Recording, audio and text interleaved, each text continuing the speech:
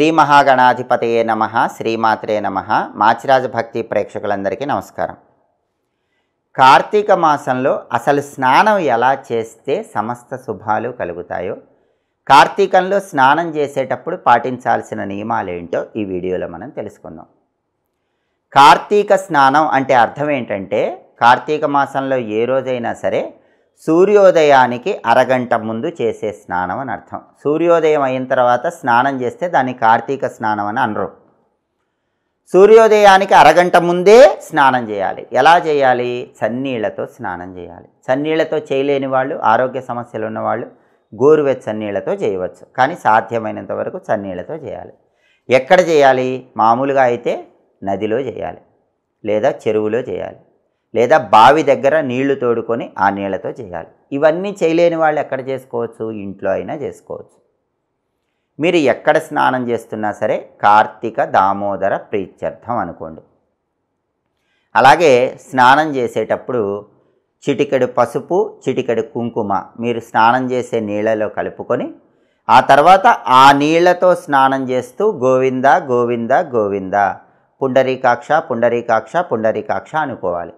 అప్పుడు అది సంపూర్ణంగా కార్తీక స్నాన ఫలితం ఇస్తుంది. అలాగే కార్తీక స్నానం చేసేటప్పుడు గంగా గంగేతి యో బ్రూయాత్ యోజనానాం శతైరపి ముచ్యతే సర్వపాపేభ్యో విష్ణులోకం సగచ్చతి అనే శ్లోకం చదువుకోండి. ఈ శ్లోకం కాశీఖండంలో గరుడ పురాణంలో ఉంది. ఈ శ్లోకం ఎందుకు చదువుకోవాలంటే, కొన్ని వేల మైళ్ళ దూరంలో ఉన్నటువంటి గంగ మనం స్నానం చేసే నీళ్ళలోకి వస్తుంది. ఈ శ్లోకం చదివి స్నానం చేస్తే ఆ గంగా శక్తి మనం స్నానం చేసే నీళ్ళలోకి వస్తుంది. మరి శ్లోకం చదువుకోలేని వాళ్ళు ఏం చేయాలి? గంగా గంగా గంగా గోవింద గోవింద గోవింద పుండరీకాక్ష పుండరీకాక్ష పుండరీకాక్ష కార్తీక దామోదర ప్రీత్యర్థం అనుకుంటూ ఆ పసుపు కుంకుమ కలిపిన నీళ్ళతో స్నానం చెయ్యండి.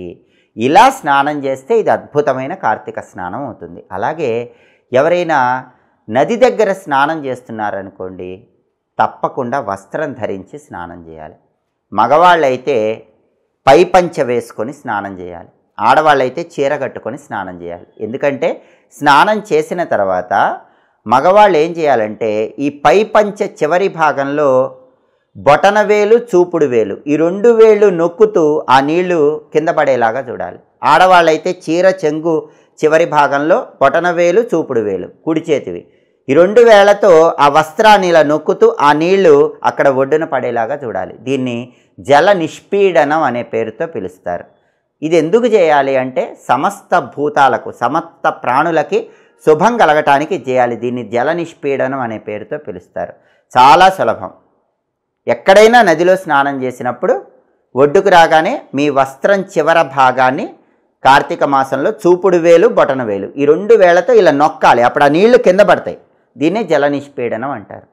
ఆ తర్వాత ఏం చేయాలంటే, మీ తడి వస్త్రాలను పిండేసి పొడి వస్త్రాలు ధరించి ఇంటికి రావాలి. నదిలో స్నానం చేశాక కార్తీక మాసంలో తడి వస్త్రాలతో ఇంటికి రాకూడదు, అది దోషం. పొడి వస్త్రాలతోనే ఇంటికి రావాలి.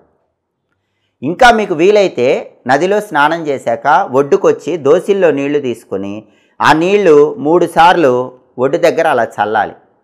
ఒకసారి, 2 సార్లు, 3 సార్లు నదిలో నీళ్లు తీసుకొని ఒడ్డు దగ్గర ఇలా 3 సార్లు చల్లాలి. దీన్ని యక్షతర్పణం అంటారు. ఇది ఎందుకు చేయాలంటే, పితృదేవతలు అనుగ్రహిస్తారు. పితృదోషాలు తొలగిపోయి వాళ్ళ ఆశీస్సులు ఉంటాయి. అలాగే కార్తీక మాసంలో ధౌత వస్త్రధారణ చెయ్యండి. అంటే తెల్లటి వస్త్రాలు కార్తీక మాసంలో ధరించాలి. సాధ్యమైనంత వరకు ఎరుపు వస్త్రాలు ధరించకూడదు. గంజి పెట్టిన వస్త్రాలు ధరించి కార్తీక మాసంలో పూజ చేయకూడదు.